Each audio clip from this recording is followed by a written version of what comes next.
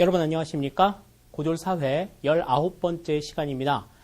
이 시간에는 지난 3시간 동안 우리가 배웠던 5단원의 지역개발과 관련된 내용들에 대한 실력 확인 문제를 같이 풀어보도록 하겠습니다. 15문제가 오늘도 여러분 앞에 기다리고 있습니다. 미리 문제를 풀어보셨으리라 생각을 해요. 중요한 개념들이 굉장히 많이 있었고 그 개념들을 이용해서 문제가 어떻게 풀려야 하는지에 대한 과정들, 요것들을 여러분들이 같이 익히는 이 시간이 되었으면 좋겠습니다. 자, 그러면 1번부터 한번 살펴보도록 하시죠. 자, 1번입니다. 지역 개발의 두 가지 방식을 비교한 것이다. 옳은 것은 그랬어요. 지역 개발, 그러면 이제 거점 개발 방식과 균형 개발 방식이 있다라고 말씀을 드렸죠. 그래서 각각의 특징들을 설명을 드렸었습니다. 1번 목표를 보시면, 자, 거점 개발 방식은 지역 간의 격차를 해소한다. 그 다음에 균형 개발 방식은 성장 효과의 파급이다 라고 얘기를 했는데, 이거는 지금 지역 간 격차 해소가 균형 개발 방식의 목표가 되겠고요. 성장 효과의 파급은 거점 개발 방식의 목표입니다. 서로 바뀌어 있지요. 그러니까 1번은 정답이 안 되겠고요. 다음, 거점 개발 방식은 주민의 의견을 반영한다 그랬는데, 거점 개발 방식의 폐단 중에 하나가 지역 주민의 의견이 무시가 될 수 있다라고 이야기를 했죠. 하향식 방식이기 때문에. 그리고 균형 개발 방식, 중앙정부가 결정한다 그랬는데, 이거 거점 개발 방식의 내용이니까 이것 역시도 지금 바뀌어 있는 내용이 되겠습니다. 다음, 추진 국가에 있어서는 거점 개발 방식은 개발도상국, 균형 개발 방식은 선진국에서 주로 한다. 이게 맞는 얘기가 되겠죠? 그래서 3번이 여기서는 정답이 될 거고요.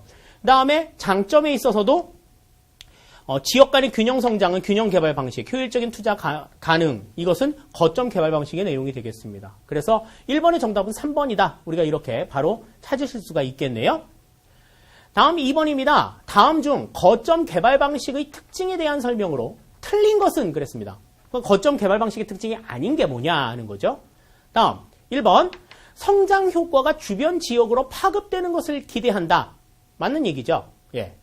다음 두 번째, 역류 효과로 지역 간 불균형이 심화되기 쉽다. 예, 지역 간 불균형 문제, 가장 큰 문제 중에 하나라고 이야기를 했었습니다. 다음 3번, 지역 주민의 요구에 바탕을 두는 상향식 개발에 알맞다 그랬는데, 거점 개발 방식은 중앙정부가 결정을 하는 하향식 개발이라고 말씀을 드렸어요. 그래서 이 지역 주민의 요구에 바탕을 두는 상향식 개발은 균형 개발 방식에 해당이 되는 내용이다. 3번 내용은 틀린 게 되겠고요.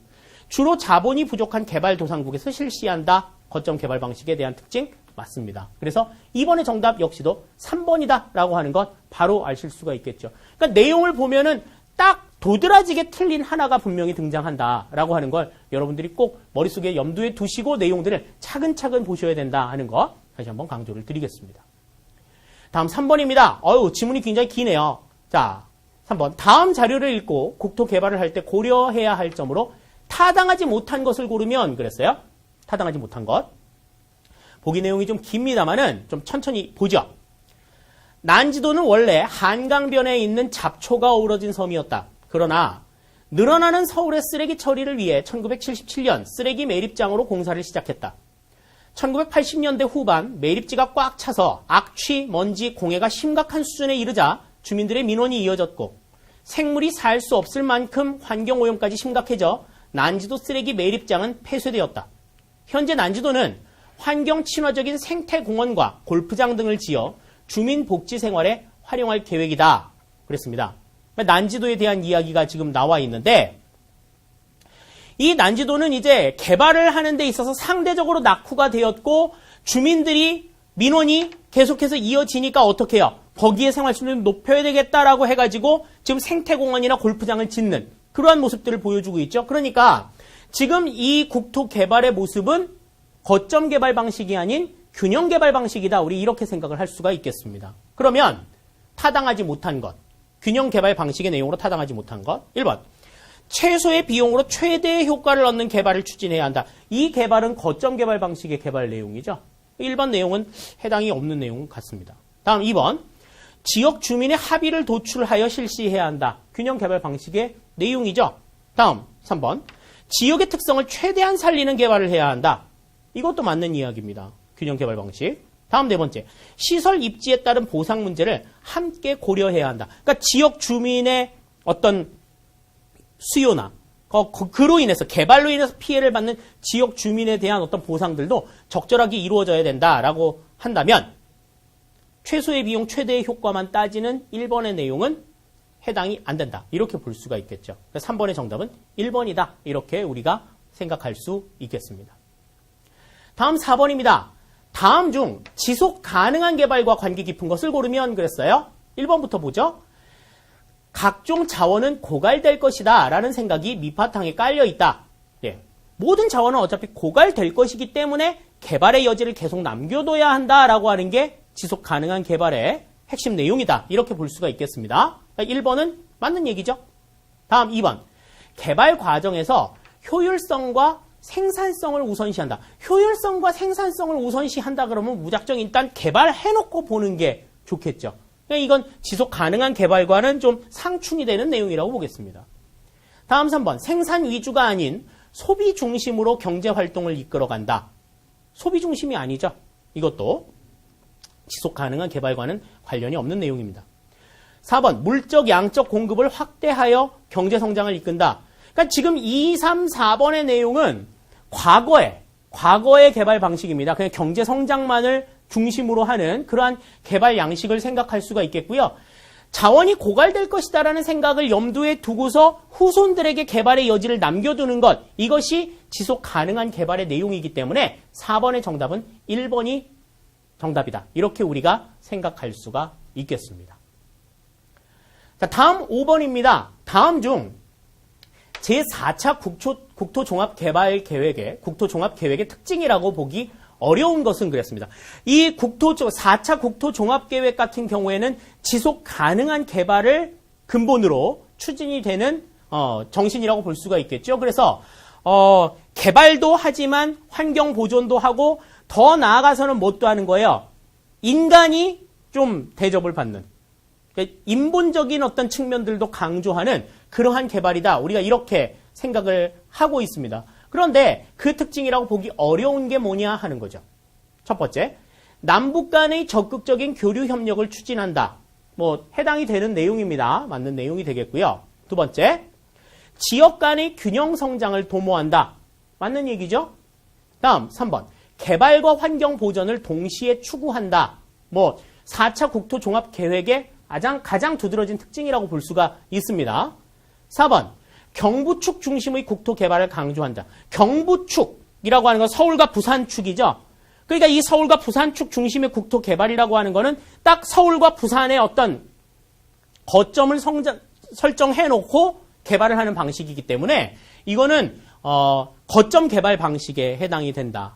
그래서 이거는 이제 70년대에 있었던 방식이지 지금 오늘날 진행이 되고 있는 국토종합계획의 특징이라고 보기는 어렵죠. 따라서 5번의 정답은 4번이 된다. 이렇게 우리가 생각할 수 있겠습니다. 자, 다음 6번입니다. 댐 건설로 주변 지역에 발생할 가능성이 높은 환경 문제를 다음에서 고르면 그랬습니다. 자, 지금 여기서 골라야 될 건 뭐예요? 환경 문제입니다. 환경 문제라고 하는 건 인간의 삶에 악영향을 미치는 거죠. 좋은 영향이 아니고 악영향, 나쁜 영향을 미치는 것들이 뭐가 있느냐 하는 겁니다. 자, 첫 번째, 기억. 일조량 감소로 수확 시기가 늦어진다. 해당이 되는 내용입니다.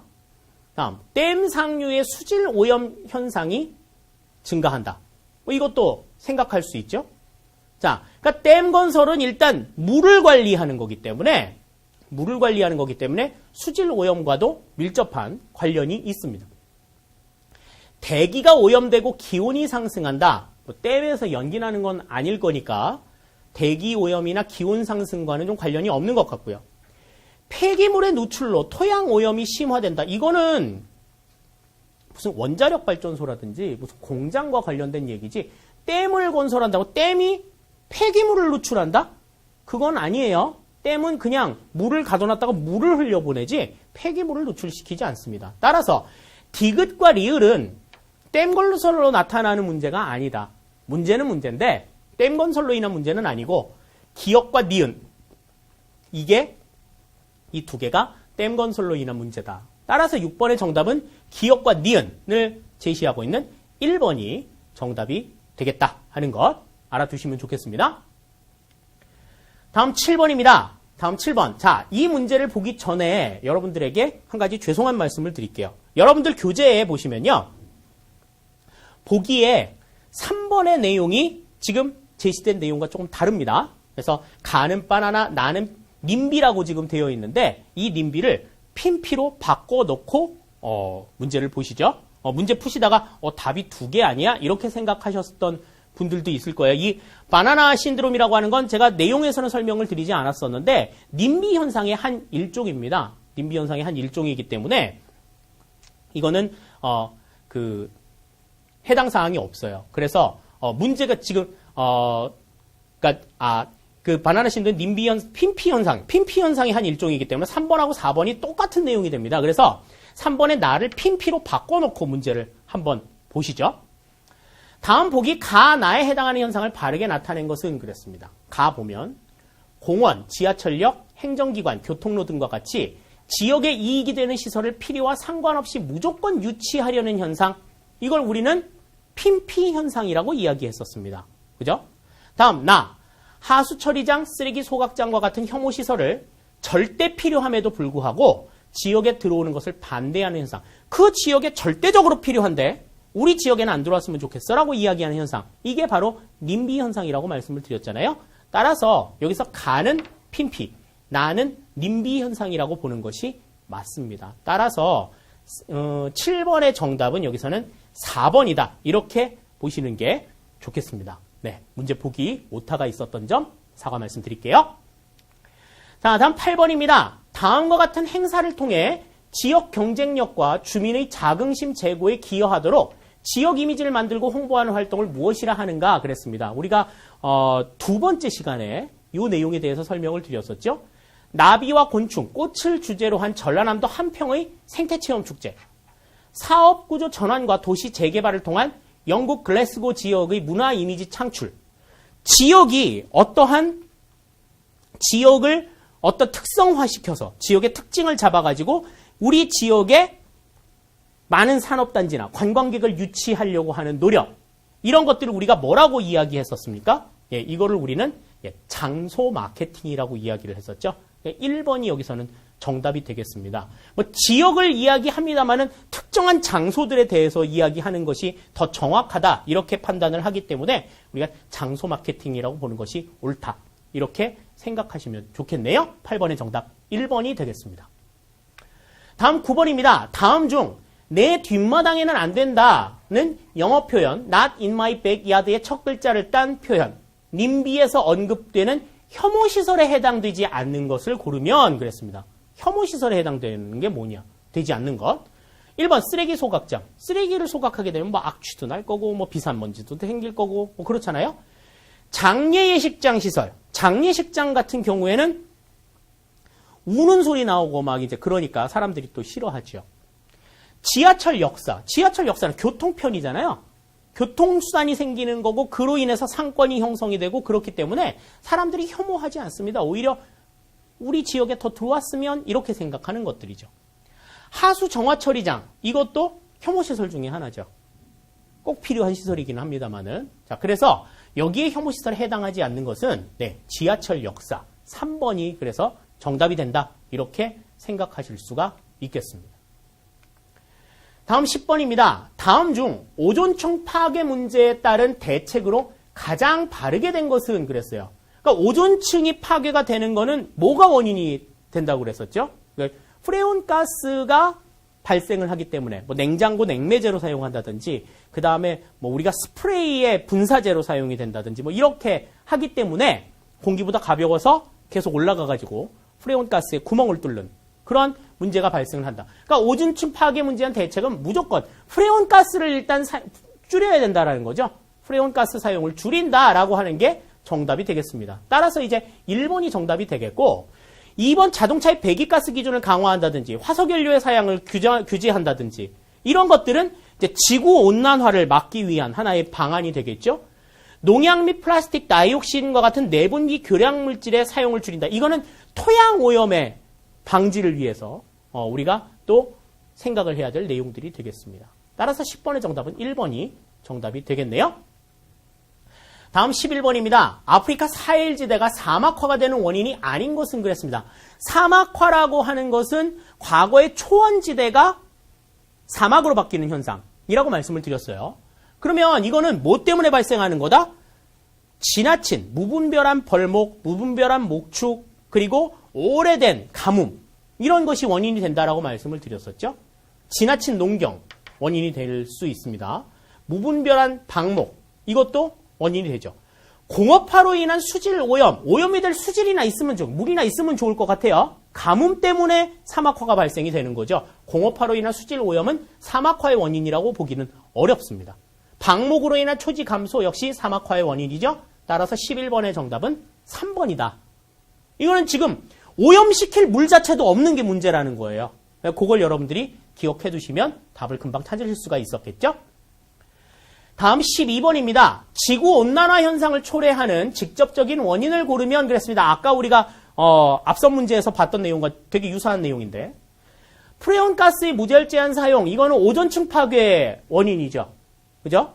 다음 두 번째, 산업화에 따른 화석연료의 사용량 증가. 이게 이제 지구온난화 현상을 초래하는 원인이다. 이렇게 볼 수 있습니다. 화산 폭발에 따른 화산재의 전 지구적 확산. 이거는 이제 뭐 대기오염의 문제는 될 수 있어도 지구온난화 현상? 이것까지는 아닌 것 같고. 고산 지역과 남극 대륙의 해빙에 따른 해수면 상승. 이거는 지구온난화 현상의 원인이 아니라 지구온난화 현상의 결과라고 볼 수가 있겠죠. 따라서 여기에서는 화석연료의 사용 증가. 2번이 여기서는 정답이 된다. 원인은 뭐고? 그러니까 지구온난화 현상의 원인은 무엇이며 결과는 무엇이냐? 이걸 여러분들이 분명하게 좀 잘 기억을 해두시면 문제를 푸시는데 조금 더 수월할 것 같다 하는 것 다시 한번 당부를 드리겠습니다. 다음 13번입니다. 그래프가 나왔는데 다음은 지구의 평균 기온 변화를 나타낸 그래프이다. 이와 관련되는 문제에 대한 대책으로 여러 국가가 모여서 체결한 협약은 그랬습니다. 기후 문제 때문에 이제 모인 거죠. 기온이 점점 상승하고 있는 걸 지금 나타내 보여주고 있는데, 이런 기온 상승 문제를 해결하기 위해서 모여서 체결을 한 협약이 뭐냐? 이거는 기후 변화 협약입니다. 1번. 교토 의정서가 채택이 되었죠. 이 기후 변화 문제를 해결하기 위해서 몬트리올 의정서나 람사 협약, 생물 다양성 협약은 기후의 변화와는 상관이 없다라고 하는 걸 여러분들이 생각해 두시면 좋겠습니다. 기후 변화 협약 옆에다가 교토 의정서라고 여러분들이 적어 두시면 보다 더 익히시는데 도움이 되리라 생각이 됩니다. 다음 14번입니다. 미래 세대의 필요를 충족시킬 수 있는 가능성을 손상하지 않는 범위 내에서 현 세대의 필요를 충족시키는 발전을 일컫는 말은 그랬습니다. 시험 문제에 나올 가능성이 굉장히 높다. 교과서가 바뀌면서 새롭게 등장한 내용이다. 내용 설명하면서 설명을 드렸었죠. 현 세대에서 개발의 여지를 남겨서 후 세대도 개발의 이익을 향유할 수 있도록 하는 개발, 이걸 우리가 뭐라고 이야기했었어요? 그렇죠. 지속 가능한 개발이라고 말씀을 드렸죠. 잊어버리시면 안 됩니다. 그러면 여기에서 지금 설명이 되는 거는 지속 가능한 발전. 3번이 여기선 정답이 된다라고 하는 걸 알 수가 있겠죠. 지속 가능한 개발, 지속 가능한 발전. 이 개념은 여러분들 반드시 기억해 두시기 바랍니다. 시험 문제 꼭 나와요. 분명하게 알아두셔야 됩니다. 다음 15번 마지막 문제네요. 다음 내용과 관련이 있는 용어는 그랬습니다. 자, 보기 내용 보겠습니다. 청정 에너지와 녹색 기술의 연구 개발을 통한 성장 동력 및 일자리 창출.